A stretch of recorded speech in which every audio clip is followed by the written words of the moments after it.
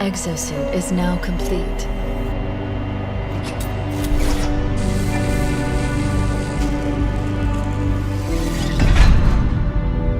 Even though this technology will save humanity in the war to come,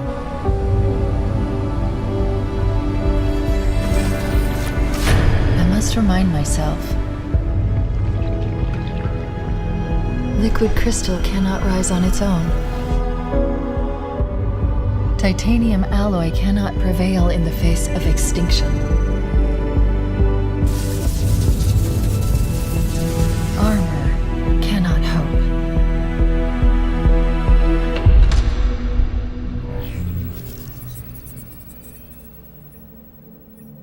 It all means nothing until you step inside.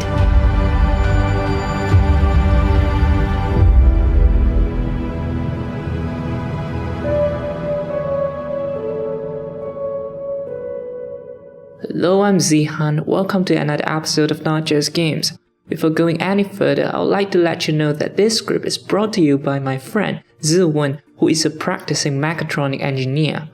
Back in episode 5, we've covered the US Space Force, so if you are interested, do check out the link in the description below. When we think of space warfare, we tend to imagine spaceships and laser beams. We think of Star Wars, fighter jets dogfighting in space like in Star Wars Squadron, fleets of space battleships fighting each other, living ship graveyards full of debris in a lonely spot somewhere in the vast galaxy, just like in the game Sins of a Solar Empire. Or we might imagine space soldiers fighting each other with futuristic laser guns or wearing really flashy space armor. In this episode, we will take a look at warfare in space from both the lenses of fiction, games, movies, comics and shows, and the state-of-the-art technology. Specifically, we're going to talk about how games and pop culture approached space wars, and how we can relate that to the current state of our space travel technology. So, put on your seatbelt because we are gonna travel to infinity and beyond. Right off the bat, what are the motives of space war? Why would anyone want to fight a war in space? To answer this question, we can turn to history and examine the reasons for war.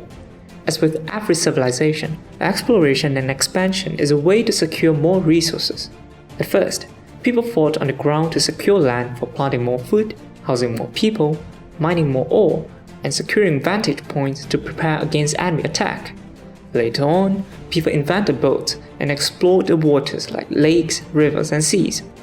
They then gained access not only to resources available in the water like salt, fish, and seaweed, they also learned that waters can lead them to other lands, which means more resources. When nations and countries were formed, they continued fighting to defend their resources or to take over others. During the 20th century, airplanes were invented and later developed into weapons for aerial warfare. Needless to say, the development of technology allows humans to traverse in and control a particular medium. From the 1950s, humans have been pursuing space exploration, sending satellites, space probes, and rovers to explore outer space. The space race during the Cold War between the Soviet Union and the United States was the main driving force for much of today's development in space travel and exploration technologies. On the 4th of October 1957, the USSR sending Sputnik 1, the first man-made satellite ever launched, into the Earth's orbit helped mankind to gather a great deal of important data. Not to mention the US Apollo 11 mission, which was the first human landing on the moon. It was truly a huge leap for mankind.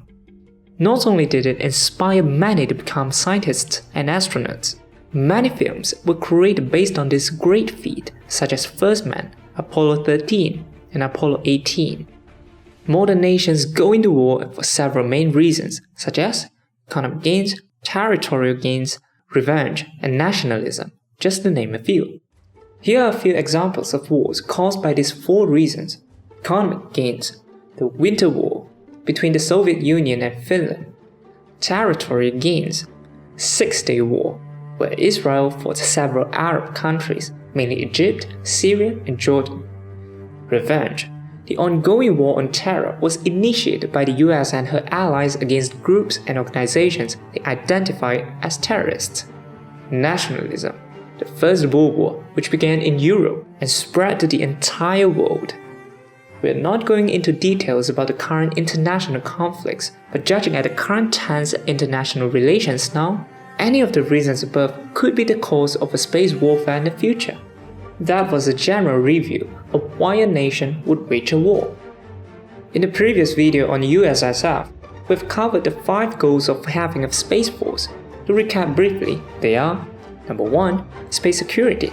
Securing the safety of a nation's territory by protecting their space, as in, the part of the atmosphere around 100 kilometers above ground, the outer space. Number 2. Combat power projection. The ability to extend a nation's reach and military prowess to outer space. Number 3. Space mobility and logistics. The ability to move stuff like supplies and equipment to space. Number 4. Information mobility. Utilize the satellites and many different long-range communication methods to ensure quick transfer of information within the relevant personnel. And last but not least, number 5. Space domain awareness, which is basically the ability to know who and what are traveling in your space domain and why. These are the US Space Force's 5 core competencies or goals, but generally they can be extended to a space force of any nation. These 5 goals are crucial in ensuring territory protection, securing logistic lines, and even territory advancement. Currently, the basic requirement for modern countries to participate in space war is having anti-satellite or ASAT technology. ASAT weapons are mainly kinetic warheads designed to destroy satellites on impact. In 1962, the US conducted a high-altitude nuclear test called the Starfish Prime. It was the largest nuclear test to be conducted in space. From Johnston Atoll, an island near Hawaii, the US launched a Thor rocket carrying a nuclear warhead, which later detonated 400 kilometers above sea level. The EMP damage caused by the explosion was far more devastating than intended, putting out more than 300 street lamps, setting off many alarms, and cutting off the telephone connection in several surrounding Hawaiian islands. But its effect doesn't end there. The EMP even deactivated many satellites around the area, both American and Soviet. Ultimately, this led to the formation of the Outer Space Treaty in 1967, which states that space is free to be used by all nations for exploration, but no nation may claim sovereignty on any celestial bodies, and military activities are to be limited. The key limitations are: first, no weapon testing, military bases, and fortifications are allowed on celestial bodies. And secondly, prohibition of nuclear arms in outer space. While this treaty attempts to limit imperialistic expansions of nations to outer space, the use of traditional and conventional weapons are not expressly banned. In theory, kinetic bombardments are still allowed in outer space. Anyway, that was the reason ASAT missiles all use kinetic energy instead of explosive or nuclear as their main destructive force, to prevent uncontrolled and unfocused explosions from destroying nearby Allied satellites. Currently, only 4 countries in the world have access to ASAT technology. They are US, Russia, China, and India. Technically, Japan has ASAT capabilities, but are not allowed to test their missiles. This is because, after the Second World War, according to Article 9 of their constitution, Japan is not allowed to have any war potential, but only have weapons for self-defense. In 2019, President Macron of France has declared the development of a space program to protect their satellites. Other than ASAT satellites, which cover ground-to-space warfare, potential space war nations are developing satellites to fire projectiles onto the ground, which is a space-to-ground attack. If the Outer Space Treaty is ignored, a military base on a celestial body can fire a kinetic projectile that travels so quickly no interception missiles can prevent it from hitting its target without prior knowledge. Kinetic weapons in space also enjoy a higher velocity as they are loosened from the shackles of air friction and gravity. As a result, they have a further range of attack. However, there is still the logistical difficulty of getting the materials out there to actually build a firing station. In any case, the near future state of space warfare will most likely be electronic warfare. The main targets or resources available in space are the satellites which are transmitting weather information, telecommunication signals, broadcast signals, and GPS information. Satellites are the backbone of military reconnaissance, surveillance, communications, and positioning systems. Without them, you can't even direct a missile properly or relay any commands down to the soldiers on the field. As such, offensive satellites with jamming or sabotage capabilities can be deployed to render the enemy satellites useless. Jamming is performed by drowning the satellite with radio waves with the same frequency as its operational frequency. This will hinder the satellite from distinguishing the real signal and the jamming signal, and the proper signals could not be sent or received. Not only that, digital attacks, including hacking and computer virus attacks, are also another method to compromise the function of satellites in the war. As such, satellite protection systems such as weaponized satellites or satellites surrounding drones are needed to protect satellites from malicious tampering and attacks. Satellites will also need to incorporate anti-jamming designs to maintain operations even when under enemy jamming attacks. For example, a preventive anti-jamming measure would be masking the satellite signal with random noise so that it could not be picked up by the enemies. Moving on to more theoretical weapons like laser beams and railguns. Railguns and beam weapons are very common in space-themed video games. In space-themed FPS like Halo, Doom, and Quake, railguns are usually depicted as weapons with an empty space between two pair of rails, forming the barrel. Railguns are also featured in contemporary themed video games such as GTA and Battlefield 4. The rails form an electromagnet, propelling the projectile at supersonic speed. They are usually very powerful and quick, but are single fire and loud. They basically function very similarly to a single fire shotgun or sniper rifle in shooter games. In the spaceflight simulation Elite Dangerous, railguns can be mounted on your ship to deal kinetic and thermal damage to enemies. How close are these depictions to the real railgun? In fact, the idea of a railgun existed since the early 20th century, and railguns have been in development since the 1980s. Instead of a handheld gun, railguns in reality are huge cannons designed to replace artillery guns. It was intended to be used both as a defensive weapon to intercept enemy missiles, and also as a high-momentum projectile which devastates enemy ships. A railgun consists of two metallic rails which are parallel and a projectile called an armature.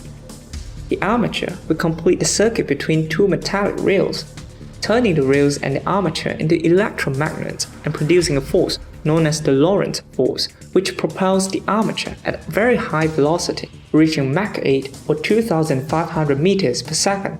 To put this in perspective, high-speed rail trains usually travel at 250 meters per second, which means a railgun round is 10 times faster than that.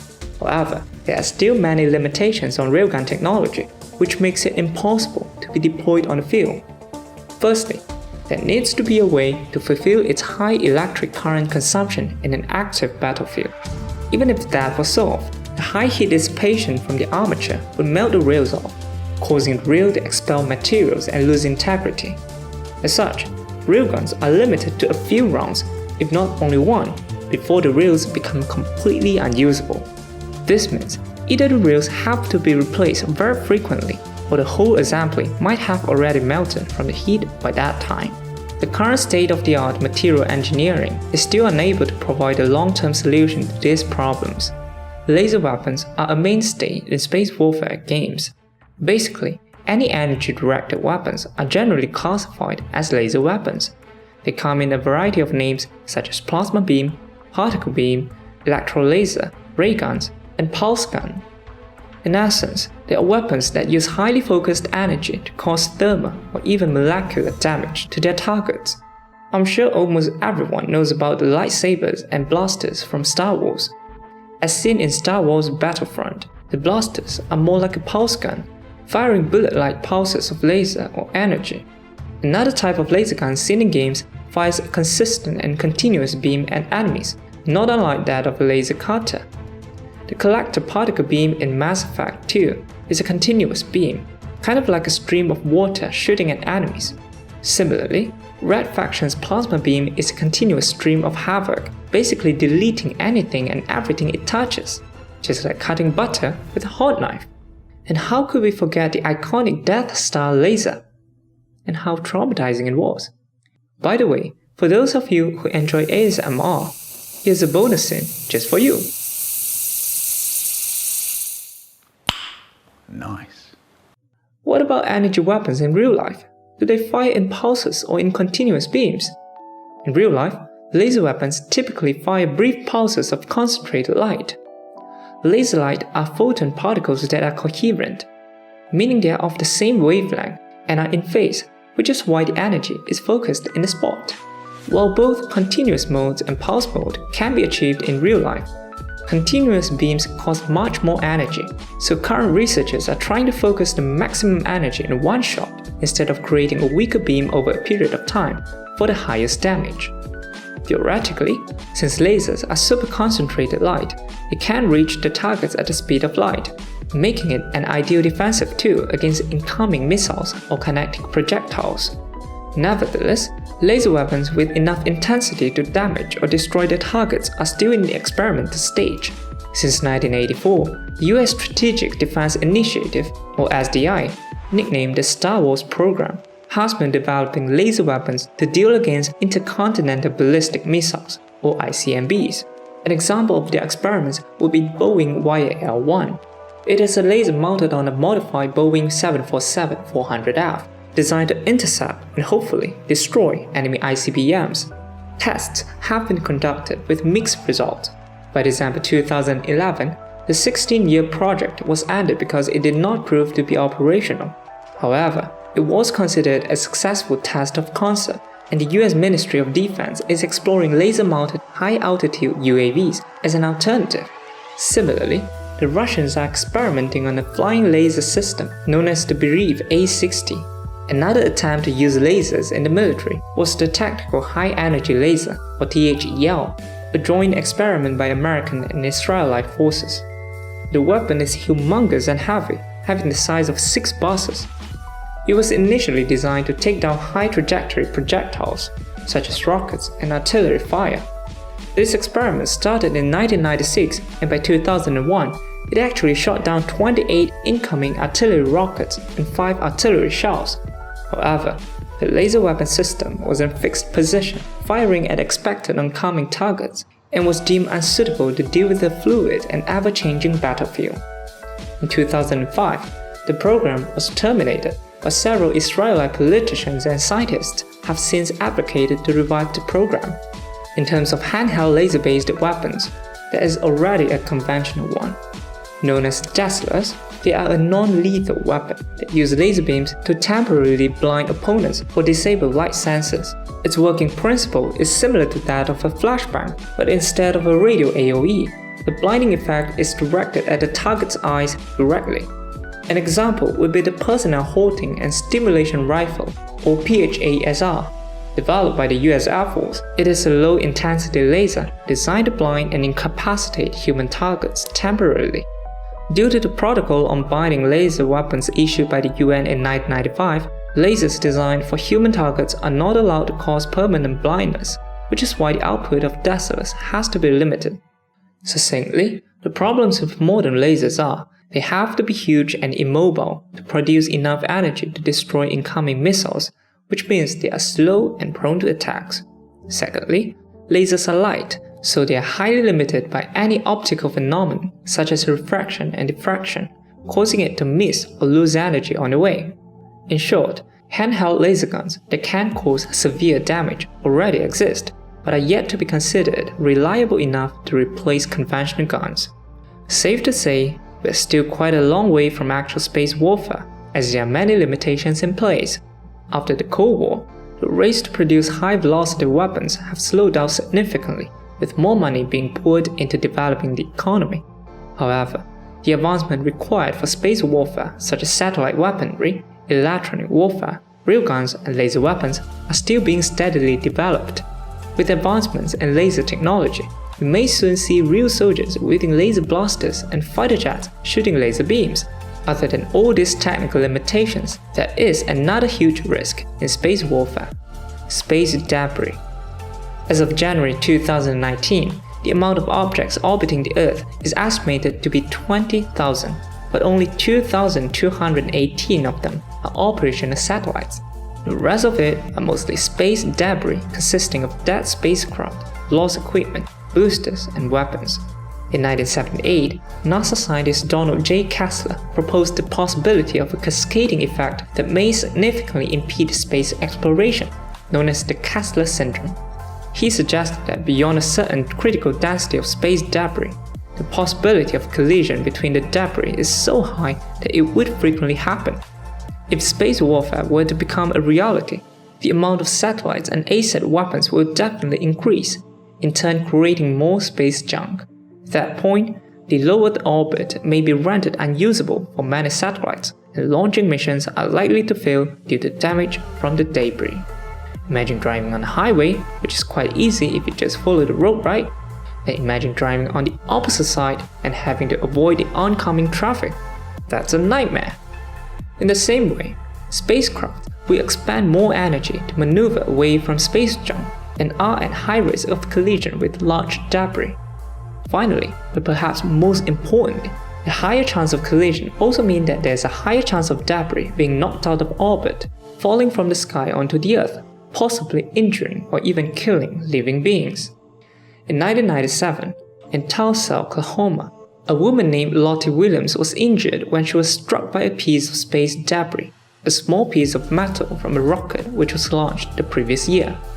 In the event of a space war, there is a huge possibility that the collision of newborn debris will cause spacecraft launches to inevitably fail, or even the debris bombardment on Earth's surface. Hopefully, by the time humanity is capable of full-blown space warfare, we have already learned how to live peacefully without waging war.